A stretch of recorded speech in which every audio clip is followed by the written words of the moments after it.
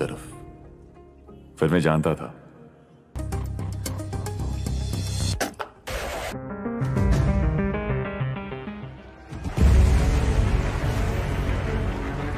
Assalamualaikum warahmatullahi wabarakatuh. Hai para developers, kembali lagi bersama Depi yang selalu setia menemani waktu santai kalian.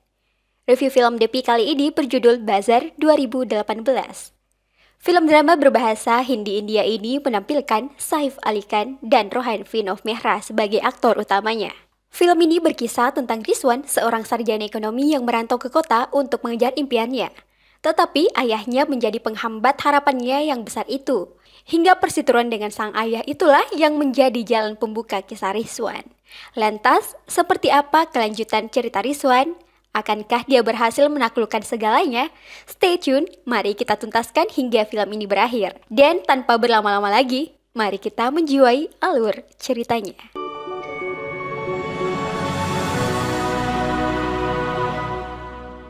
Film bermula di kala Rizwan sedang berada di gedung kantornya. Rizwan merupakan broker di sebuah kantor konsultan di Allahabad, India. Namun bisnis di kota kecil seperti itu tidak akan membuat dia kaya raya. Sehingga ia berjanji kepada rekan kerjanya bernama Balu, ketika ia merantau ke Mumbai, ia akan merubah nasibnya. Mumbai adalah kota impian Rizwan. Namun Ahmad, ayahnya, selalu saja menghalangi jalannya.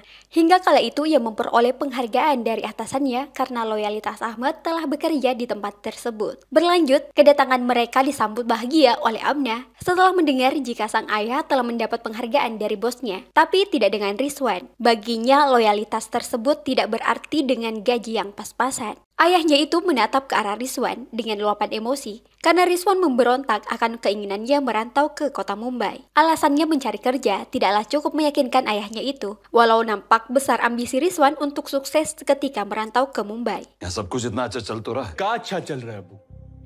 Ayahnya sangat pesimis ketika saja itu tidak seperti yang dibayangkan Rizwan. Rizwan kemudian melontarkan nada besar di depan ayahnya itu. Karena baginya, hidupnya tidak akan berkembang jika terus-terusan berada di kota ini, seperti ayahnya. Mendengar hal itu, Ahmed sontak menghempaskan tamparan ke wajah Rizwan. Ia merasa jika anaknya telah memperolok-olok pekerjaan yang selama ini telah membesarkan dirinya. Di sini, Amna mensupport abangnya itu untuk pergi. Amna ingin kakak yang dicintainya itu mencapai cita-citanya. Ia pun memesankan tiket pesawat kepada Rizwan, agar dengan begitu ia telah mempermudah jalannya. Walaupun sempat perselisihan terjadi di antara keduanya, dan itu cukup membahagiakan Rizwan. Esoknya ia pun pergi tanpa pamitan kepada Ahmed. Di tempat lain, Rizwan pun telah berada di kota Mumbai. Untuk pertama kali menginjak kaki di kota besar ini, Rizwan memandang gedung-gedung sepanjang jalan. Dan taksi pun memberhentikannya di sebuah kawasan padat penduduk. Di sini, seorang pemilik kontrakan membawanya ke sebuah kamar untuk ia sewa selama 2 bulan. Meski pemilik kontrakan hanya menerima sewa 6 bulan. Pria ini kemudian mencurigai keinginan Rizwan karena ia muslim. Jangan-jangan kamu ini teroris, ucap pria tersebut. Rizwan ke depan kontrakan itu lalu berkata kepada pemiliknya bahwa 2 bulan lagi ia akan pindah ke gedung mewah itu dan akan menetap di sana selamanya. Karena kedatangannya di sini bukan untuk hidup susah, melainkan mengejar kesuksesan. Esok paginya, Rizwan telah berdiri di pinggir jalan dengan pakaian rapi untuk melamar pekerjaan di gedung tersebut. Ia lalu melanjutkan pergi ke sebuah perusahaan terbesar di Mumbai dalam jual beli saham. बाजार के लेन-देन में नंबर 1 company. Di sini, Rizwan berdebat dengan seorang pria. Akibat ia menerobos untuk pelayanan kantor tersebut, namun baginya Rizwan tidak sepadan dengan dirinya, karena perusahaan di tempat ini hanya melayani lulusan luar negeri. Rizwan tidak menggubrisnya walau agak jengkel. Tak selang beberapa menit, pria ini pun kemudian pergi. Dan ini adalah pria salah satu asisten perusahaan yang cekatan. Dia tiba di depan lobi, namun sayang pria yang dimaksud telah pergi. Tanpa dia ketahui karena pria mengira bahwa Rizwan adalah pria yang ia maksud, sehingga pria menghampirinya. चले? Yes, sorry. Di mana selanjutnya membawa Rizwan lolos untuk bertemu dengan direktur perusahaan. Rizwan tidak berpikir panjang konsekuensinya. Namun pada akhirnya, pria pun menyadari jika Rizwan bukanlah pria yang akan ia temui saat itu. Impian Rizwan untuk bertemu dengan atasan pria seketika runtuh akibat kekonyolan itu. Ia pun memohon kepadanya agar pria memberikan kesempatan baginya. Namun apa yang terjadi? Pria malah mengusirnya keluar dari kantor tersebut. अरे madam miss Priya. Scene beralih ke Rizwan. Rupanya ia sengaja menunggu di depan kantor itu. Wanita itu sontak terkejut, tetapi pria tidak ingin berurusan dengan dirinya.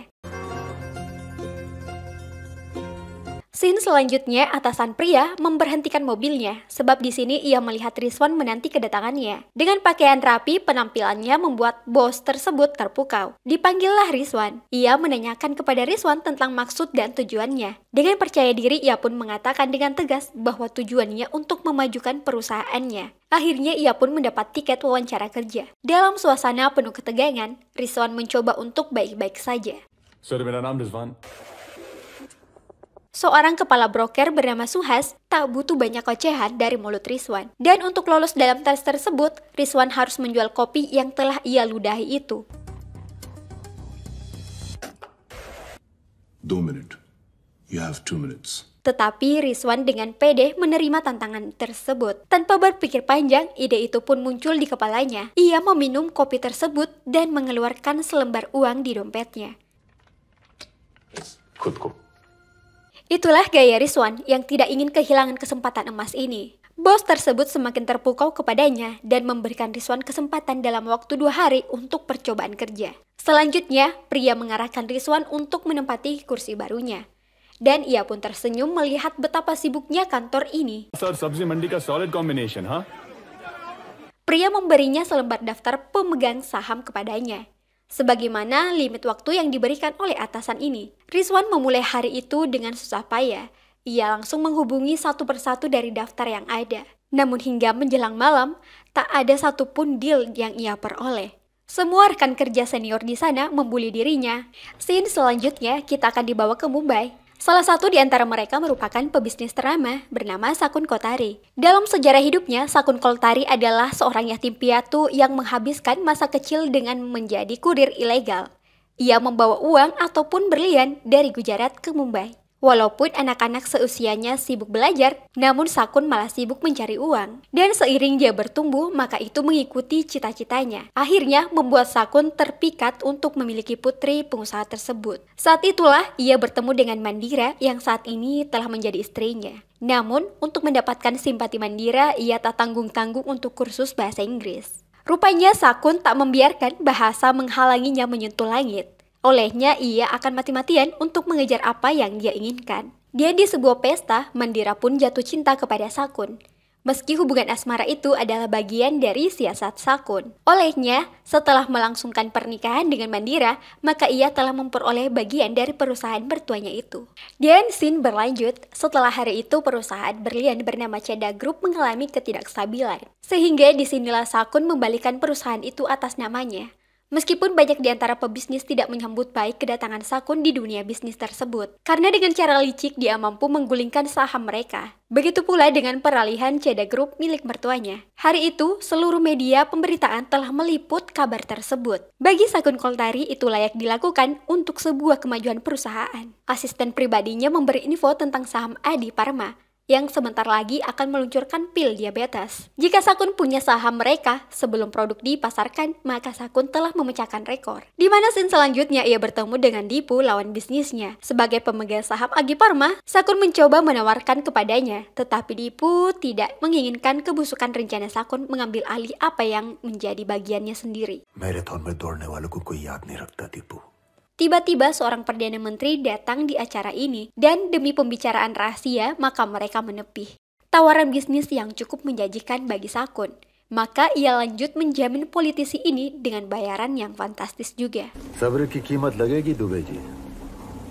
Dan tidak berlangsung lama, rekan kerja Rizwan telah mengumumkan jika saham Agi Parma telah anjlok. Hari itu adalah kesempatan terakhir Rizwan di perusahaan ini. Ia kemudian menatap ke arah pria dengan perasaan cemas. Dan ternyata di tempat lain, rupanya itu adalah sebuah permainan. Menteri dan Sakun menjatuhkan aset Agi Parma seketika. Dan yang membuat Rizwan tercekam saat itu, ialah daftar di list terakhir itu adalah Tuan Dipu, pemilik Agi Parma. Scene beralih, Dipu dibuat naik darah. Bagaimana tidak, rumor yang disebar media adalah hoax. Bahkan obat yang akan dirilis itu saja belum mendapat persetujuan dari pemerintah. Tetapi para dokter ini yakin jika itu adalah ulah Sakun. Walau di sini, Rizwan sedang memperjuangkan nasibnya yang berada di titik nadir. Ia langsung menghubungi Tuan Dipu. What?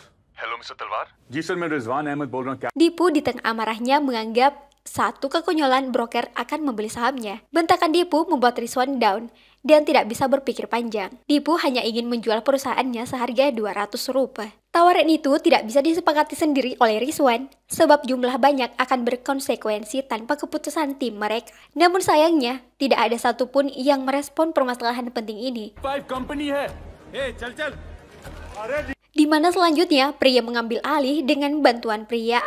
Akhirnya Rizwan pun deal di angka 198 rupiah kepada Dipu. Lihat saja wajah Rizwan seketika pucat. Ia tidak menyangka jika ia dapat menaklukkan Agi Parma. Scene selanjutnya, Sakun telah mendapat kabar jika ia pun telah mendapat 14% dari saham tersebut. Padahal sebelumnya ia menawarkan kepada Dipu 250 rupiah. Tentu itulah mengapa permainan belakang layar lebih menguntungkan baginya. Malamnya, pria dan rekan kerjanya merayakan keberhasilan itu. Di sini kesan-kesan asmara timbul di antara pria dan Rizwan. Namun di tengah kebahagiaan itu, Rizwan tidak lupa untuk memberi kabar kepada adiknya jika ia telah memulai karirnya dengan cemerlang. Tetapi apapun akan seketika runtuh ketika ia berkaitan dengan ayahnya. Apa कर रहे थे? Scene berlanjut. Seorang intel kepolisian telah mengintai kecurigaannya terhadap Agi Parma. Rupanya pria tersebut telah lama mengikuti kasus Sakun dalam 8 tahun terakhir. Terbukti, ia membuka berangkas barang bukti kematian broker yang tewas karena itu. Namun sayang, semua nihil, sebab tak ada satupun barang bukti yang kuat untuk menetapkan Sakun sebagai tersangka. Dan di hari yang sama, Sakun tiba-tiba melabrak Dipu dari belakang. Bagaimana ia tidak nedara jika seluruh teman-teman sekolah anaknya membulinya, sehingga ia sangat terganggu jika itu persoalan putrinya. Sakun tidak ingin persoalan bisnis membawa keluarganya. Lihat, semua orang tidak mau ketinggalan momen langka ini. Mereka pun memviralkan kejadian menegangkan tersebut. Next, kabar itu pun sampai di kantor Rizwan. Namun ia tidak tertarik pada kabar miring tentang idolanya. Di sisi lain, pria dan Rizwan datang di sebuah acara yang sama. Dengan gaun indahnya membuat Rizwan terpesona kepadanya. Tak selang kemudian, Rizwan dikagetkan dengan kedatangan Sakun bersama istrinya di acara ini.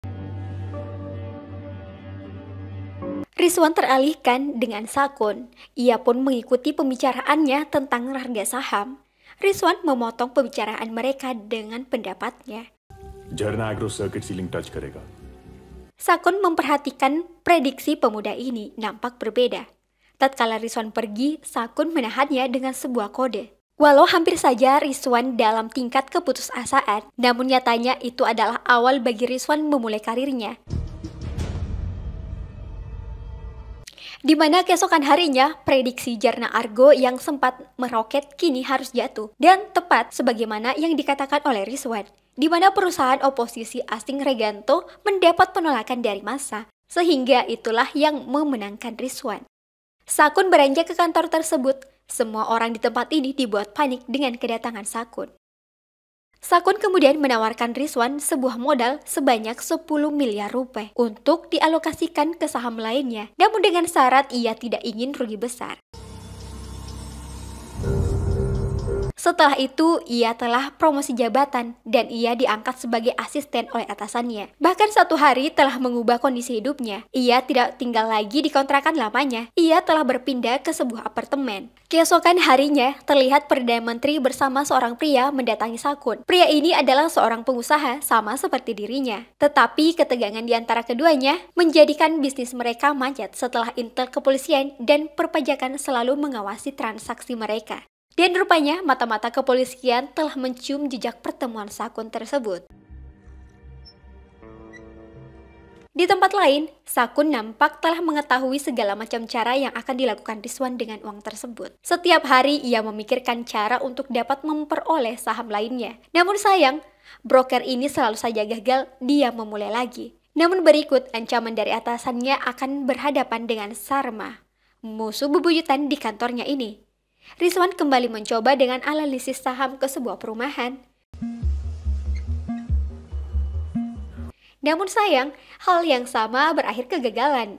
di mana gubernur di lokasi tersebut telah mengundurkan diri dan membatalkan pembangunan dengan modal besar di tempat tersebut. Disinilah selanjutnya ia kemudian mendapat ancaman berlipat ganda dari Sakun. Allahabad wapis. Ia tidak sanggup menampung beban ini. Rizwan pun melampiaskan kekesalannya di sebuah bar. Di sini, pria mengikutinya dan tidak ingin kekasihnya sefrustasi itu. Ia pun membocorkan beberapa data dari orang dalam seperti dirinya. Akshita Pen, asal Amerika, menjadi sasaran pemodal asing seperti Sakun. Dan keesokan harinya, Rizwan telah mendapat deal dari perusahaan ini. Akshita Paints.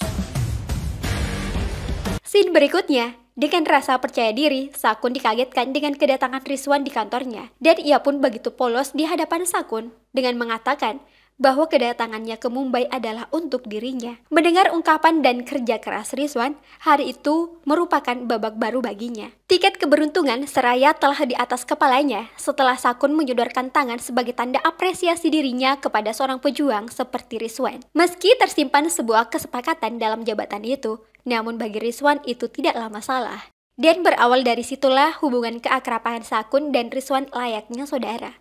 Kesuksesan karir yang gemilang dan para kerabat pengusaha telah membuka peluang besar baginya. Rizwan tidak hanya mendapat simpati dari Sakun, melainkan Mandira dan anak-anaknya senang terhadapnya. Scene berlanjut. Di sela-sela tali persaudaraan itu, para polisi semakin berlari kencang untuk mencari celah dari Sakun. Setelah mendapatkan Rizwan sebagai tangan kirinya, seluruh aktivitas Rizwan nampak menjadi sorotan, di mana sebuah makan malam bersama, Sakun menyuruhnya untuk pulang ke Allahabad untuk menjenguk keluarganya. Ia mengatakan kepada Rizwan bahwa seorang pria harus berpegang pada prinsipnya. Hingga malam itu, lagi-lagi ia memberi Rizwan kesempatan untuk menjadi seorang direktur, di mana salah satu perusahaan yang akan dirintisnya bernama Skycom, sebuah perusahaan telekomunikasi yang akan menghasilkan modal besar. Namun sialnya, keesokan paginya tim kepolisian di bawah pimpinan Rana Gupta melakukan operasi penyelidikannya dan berlangsung di kantor Sakun. Sakun tidak sedikit pun cemas akibat tidak adanya barang bukti yang kuat untuk menjadikan ia sebagai tersangka. Sehingga Sakun meremehkan kepolisian ini. Itu pun kemudian menampar Rana Gupta. Kuch kijiye. Berbeda dengan Rizwan, di mana ia telah berada di kampung halamannya. Pria telah mendapat pesan dari Rizwan. Amna, adiknya, telah dilamar oleh sang pujaan hatinya bernama Anwar. Dan bulan depan mereka akan melangsungkan pernikahan. Di sini Rizwan membuka kembali data Skycom.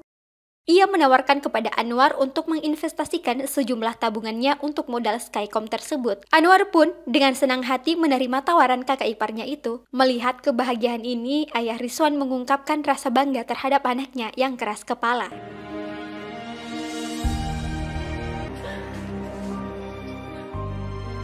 Selanjutnya, Rizwan telah kembali ke Mumbai. Ia memberikan sebuah oleh-oleh kepada Mandira. Setelah kedatangan Rizwan di antara mereka, Mandira dan Sakun nampak lebih harmonis. Dan itulah mengapa Mandira bersikeras dengan sikap kerakusan Sakun agar tidak mengecewakan Rizwan. Di mana sebelum itu, Sakun dan Rizwan telah menyepakati perjanjian Skycom dan membagi saham antara ia dengan Rizwan. Di mana ia menyuruh Rizwan untuk resign sebagai broker. Dan hari itu tibalah saatnya. Pemain baru di dunia bisnis menampilkan Rizwan Ahmed dalam list konglomerat teratas dengan membawa Skycom. Seluruh media telah mempromosikan capaian Skycom tersebut sebelum akhirnya diresmikan oleh Sakun. Dan setiap harinya Skycom mengalami peningkatan saham. Keberhasilannya ini membawa seluruh keluarganya pindah ke kota Mumbai. Dan begitupun Amna dan Anwar. Mereka melangsungkan pesta pernikahannya di apartemen milik Rizwan. Dan ketika pesta meriah itu berlangsung, tiba-tiba kawan Rizwan mendapat pesan penting di HP-nya. Wajah mereka pun seketika menjadi pucat, di mana itu menjadi kabar buruk bagi Rizwan, sebab Skycom mengalami musibah besar. Melihat raut wajah pria, Rizwan pun beralih menonton berita. Ia telah kalah dalam pertarungan ini. Rizwan tidak menyangka jika izin Skycom tidak diperoleh dari kementerian. Rana Gupta di tempat lain telah memprediksi jika Rizwan telah menjadi kambing hitam dalam bisnis Sakun yang lebih besar lagi, sehingga ia takkan pernah kalah oleh siapapun. Sedangkan Rizwan telah panik, Sakun tidak bisa dihubungi. Ia kemudian menghubungi asistennya, tetapi sama saja tak ada yang ingin membuka komunikasi dengan Rizwan. Dan pada akhirnya kepolisian mendatangi apartemen Rizwan dan menyeretnya ke kantor polisi. पर रिजवान भाई रिजवान, एक मिनट भाईजान Di sini, Rizwan begitu terkesima dengan kenakalan Sakun selama ini. Dan karena Skycom adalah atas nama Rizwan, maka kepolisian menyerahkan seluruh tanggung jawab tersebut kepadanya. Dan Rizwan mendatangi rumah Sakun. Di sini ia melihat telah ada persenggokolan antara menteri dengan dirinya. Namun apa yang dia peroleh benar, dia telah dimanfaatkan oleh Sakun selama ini. Rizwan telah dipermainkan olehnya, walau Sakun telah memberinya kompensasi kepada Anwar. Tetapi harga diri dan kekecewaan Rizwan kepadanya tidak akan mampu membelinya dengan uang. Sakun telah mengatur semua rencana dengan lancar. Bahkan Rizwan tidak menyadari akan hal itu. Dalam percakapan ini, ia telah membenarkan jika Sakun Koltari adalah seorang penipu. Sakun yang tidak terima langsung menghantam Rizwan. और फ्रॉड मैं हूँ Perlakuan itu membuat ia berjanji di hadapan idolanya jika ia akan menghancurkan dirinya. Tetapi Sakun mengatakan, jika Rizwan menghancurkan dirinya, maka ia juga akan ikut hancur dengan kekasihnya, Pria. Sebab dalang dari semua rencananya adalah kelancaran dari bisnis Pria, di mana Pria telah bekerja sama dengan Sakun sejak hampir 2 tahun. Karena bagi Sakun, Pria adalah wanita yang berbakat untuk menaklukkan segala hal dalam kelancaran bisnis. Rizwan pun mengingat kembali masa-masa silamnya bersama wanita kejam ini. Semakin memperparah jiwa Rizwan, meskipun Pria mengakui jika ia sangat mencintai Rizwan. Walau Pria lebih tahu rencana Skycom itu, namun ia tetap profesional dalam pekerjaannya bersama Sakun. Walau saat itu Pria sangat ketakutan jika harus kehilangan Rizwan, di mana selanjutnya Pria sibuk mencari keberadaan kekasihnya itu. Kepanikan Pria membuat ia berkeliling mencari keberadaannya. Namun sayang, Rizwan telah berada di ujung harapan hidupnya. Ia merasa dunianya telah berakhir. Tatkala Pria menemukan Rizwan dalam keadaan frustasi, namun Pria tidak ingin meninggalkan dirinya.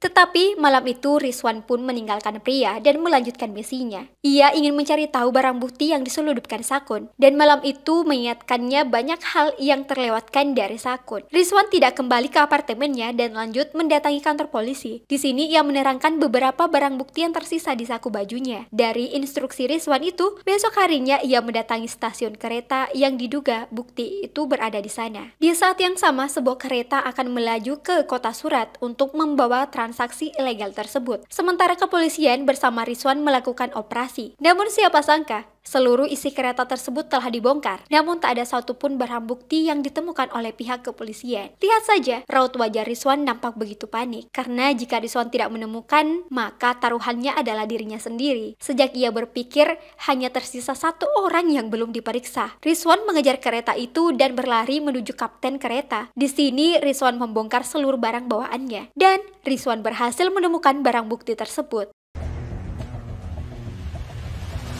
Lihat saja, penampakan Sakun begitu panik ketika kepolisian datang mengambil paksa dirinya, di mana semua rahasia Sakun terungkap karena istrinya sendiri, Mandira. Mandira telah membocorkan rahasia suaminya itu kepada Rizwan, sebab ia telah memendam rasa sakit hati kepada arogansi suaminya sendiri. Baginya, Sakun telah memanfaatkan apapun dari orang lain, tanpa menimbang perasaan satu sama lain. Dan itulah akhir dari rasa tamak Sakun terhadap kekuasaan. Has now been arrested. Walau di akhir cerita Pria menemui Rizwan, namun di sini setelah ia mendapat pengkhianatan dari Pria, sulit bagi Rizwan untuk kembali lagi menyambung asmara dengannya. Dan seperti itulah akhir dari film ini. Sekian dan terima kasih DP ucapkan. Jangan lupa like, komen, dan subscribe Dev Cinema.